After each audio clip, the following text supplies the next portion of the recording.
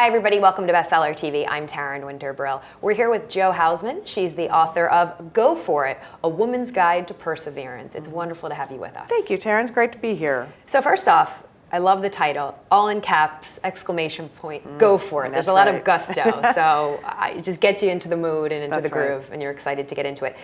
The first thing I noticed, though, you say a woman's guide to perseverance. This could have just been a guide to perseverance. I was curious, why put the word woman in there?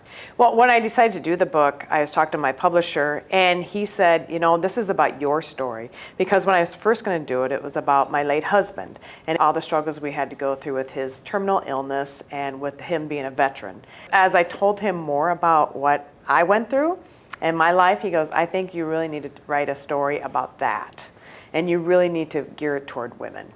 So is the audience for this book predominantly women? It's predominantly women, but I will tell you the first few people that read it were men, and they loved it. And they could relate. They can relate, right, yes. Because yes. I think perseverance is all-encompassing. Oh, it is. So we all experience it. And as I got into the book, I was thinking to myself, would I describe this as a business book with a personal twist or more of a personal memoir with a business twist? And I said, let me ask Jo and see what she says. Well, you know, I would say it's probably the personal memoir with the business twist because it's both. It's personal and how I went through my life and also started my businesses.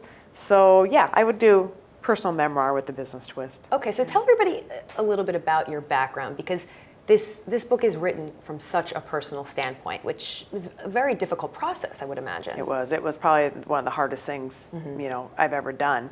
I had written journals, but I lost my dad when I was 11. And I thought I had healed from all that, and I thought life would went on and everything else. And after my husband died, I had somebody say, you know, I think you really just need to start writing things down more and just really start describing your life, because then I became a single mom when I was in my early 20s.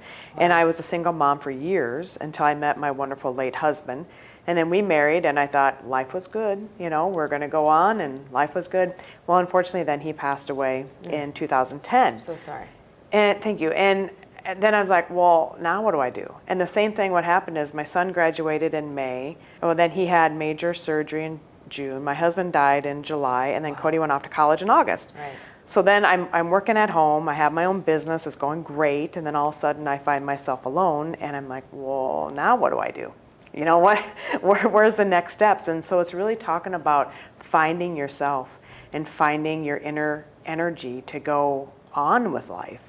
But I was already upset at knowing I was going to be an empty nester, and then to know that now I didn't have my husband also to go on with that journey.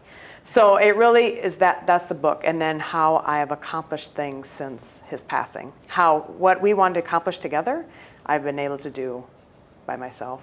And what made you want to put it on paper? That's a tough question because I journaled for so long, and people said, you know, you really have a story here. You have something that people need to read.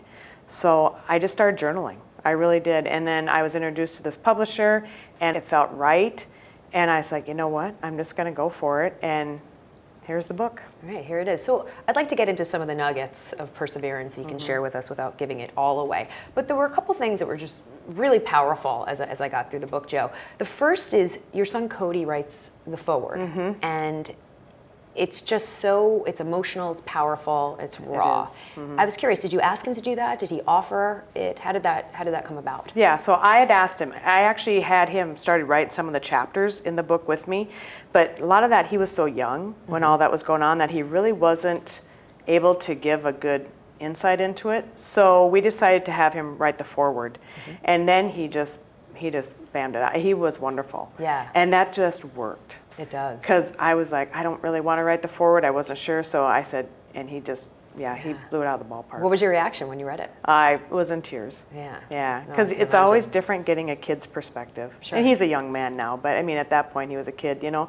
And it's just getting their perspective on life. Right. And just how his mind viewed it. Right, seeing it through his eyes. One of the things that struck me as I read it is he said, the one thing about my mom is that through it all, through all of the clouds, through the storm, she never lost control. And that was sort of the secret sauce.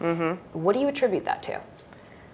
You know, people ask me that all the time, and it's just really my own inner core, and I guess I've had it since I was little. One of the chapters, like chapter 2, is my mom always told me I could do it my own self, as I used to say that when I was like 2. Well, doesn't every kid, you know? But, do it my own self. Yeah, I do it my own self, Right. and she said, you just kept saying it over and over again. And honestly, he probably didn't see me scream and cry as much as I did, because I would go out and I would do it, you know, I'd go drive around and I would just get mad, and then I'd come back, compose myself, and go on with life. So is that something that you feel you can teach? Is that one of the nuggets of perseverance, keeping control, maintaining control? Yeah, is it something that has to be inherent, or you can learn it? You know, you can learn it. You know, it's different ways that you can channel your emotions and channel how you're going to react to different things. Okay. And one thing my late husband was really good about, he taught me positivity, because he had grown up in a alcoholic childhood, you know, his mom was, and he woke up every day and said, today's going to be a positive day. Today's going to be a positive, awesome day. I'm like, what? Right. Are you kidding me? And he goes, no, really, and every day. So I learned that from him. Even though I was always happy-go-lucky, but I really learned that from him, and I still say that to this day. Gotcha. So tell us, just to take a step back, tell us a little bit about your professional background. Was it the adversity that sort of triggered your interest in entrepreneurship? Tell everybody a little bit about your path. You know, when my son was little and I was a single mom, and I worked for a company, they let me work from home. And it was a trial process, and I loved it, because I wanted to be able to be at home with him. But being single at the time, I couldn't afford to do that. Not a lot of companies were doing that. It was just very much trial basis. So from there, I'm like, you know what, I could do this. I could start my own work at home thing, you know. But I really needed more tenacity to do it. And when I met my husband, then I thought, I can do this, you know. So we worked as a team to do it together. And then even when I started one of my home businesses that lasted 10 years, that's what I was doing when he passed. It was really about having that support, but also about that tenacity to go out and make it happen, because I knew I had to make income. I mean, that was just, you know, we had figured out how much income I had to make. And I still kept my full-time job while I worked my business part-time at night. Wow. And then I was able, after 9 months, go full-time with it. So looking back, as you were writing this, I always like to know, Jo, what do you know now that you wish you knew then? You know, if you could go back to your younger self, everything you've been through. You know, I would probably say just keep going, don't give up. When I became a single mom, I just knew that I had to keep going for my son. You know, that was just it. And now that he's grown, I thought, okay, now what do I do? And he's grown. And now I had to keep going for myself, because you just have to find that inner peace. And sometimes as women, we always want to try to help everybody else, but in reality, we need to help ourselves. And we need to find that inner core within ourselves to keep going. So let's kind of get into it, your definition of perseverance. What are some of the things and the guidelines that you want women and men to take away if they're facing adversity and they're having a tough time the way you are? You know, really, I would just wake up every day and just say, you know what, I'm going to make it through today. And sometimes I would say make it through the day. If you can't make it through the day, you make an hour a day or make a minute at a time. And then you just celebrate the small victories. I remember one time I just had to try to get through a half hour or whatever, and I went and cleaned my bathroom, for goodness sakes. And I was so excited about it. A friend of mine had called me and I said, I just cleaned my bathroom, and I was all excited. But that was really how I had to get through the really, really hard times. Just keep myself busy and trying to keep positive about things. And really, it's just whatever is going to make them happy. Okay. You know, because if you do things and if you're around people that are negative, you're going to be negative. You know, I always tried to stay around people that were more positive, that would try to lift me up instead of always bringing me down. I'd go have coffee with people just to get out of my house and just to have that time with them. Did you have any relationships you had to break because maybe they were more like family and you realized this is not healthy for me? There was people that after my husband died kind of walked away. And I thought, wow, they're not true friends. And then you also grieve that as well. You're grieving the loss, plus also you're grieving the loss of friendship. And that was really hard for me, because I thought that person, or those people actually, would be there for me. But the nice thing is, then you start surrounding yourself with people who you know are going to be good for you.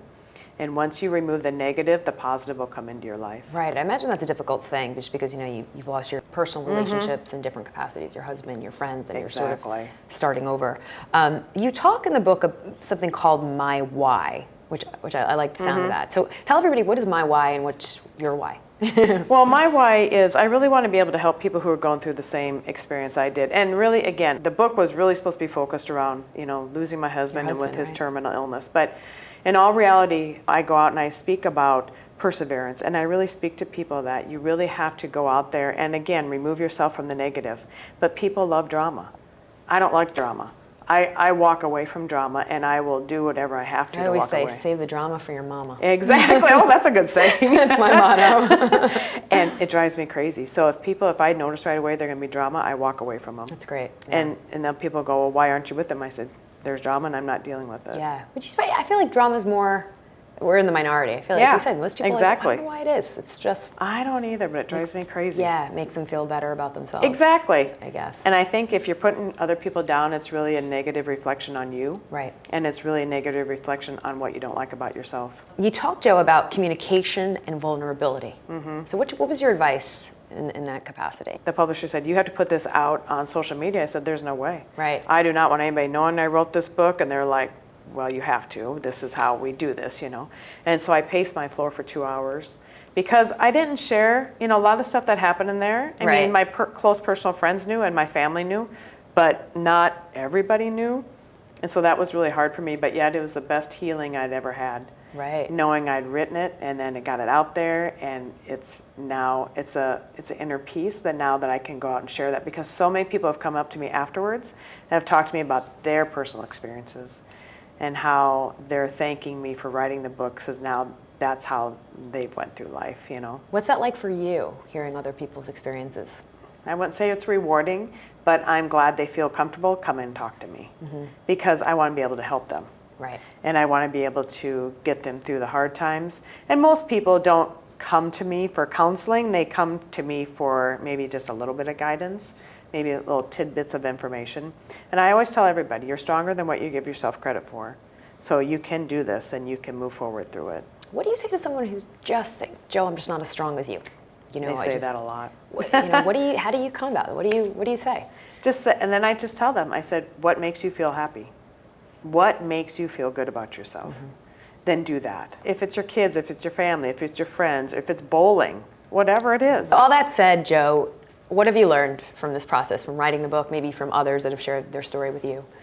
Writing the book has really opened up my life in a totally different direction I never thought possible. My life has taken a 360-degree turn since I wrote the book a year and a half ago, and it's really been a blessing.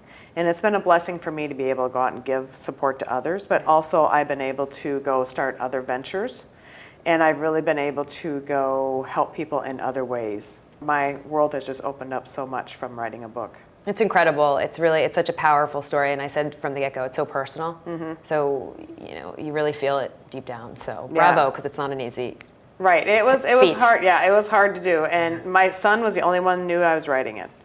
So thankfully, I didn't have a lot of people going, "When's it going to be done?" So thank goodness. Pressure. But that's good advice, I think. If you are going to write a book, don't tell anyone, don't tell because anybody. You don't need people checking in every second. Oh my gosh! I'm sure it's coming from a nice place, but sometimes you just want to check out and say, Yep. And I do my thing. And I'm doing some other things too, and I'm like, I just don't tell anybody. Right. I just keep it quiet until it's done. That's great. Well, congratulations again. Thank you. It's really well done. Well, thank you. Thank you so much for having me. Thanks for being here. And if you'd like more information on the book, just go to our website. It's c-suitebookclub.com. That's c-suitebookclub.com. I'm Taryn Winter Brill. Thanks for watching. We'll see you next time right here on Bestseller TV.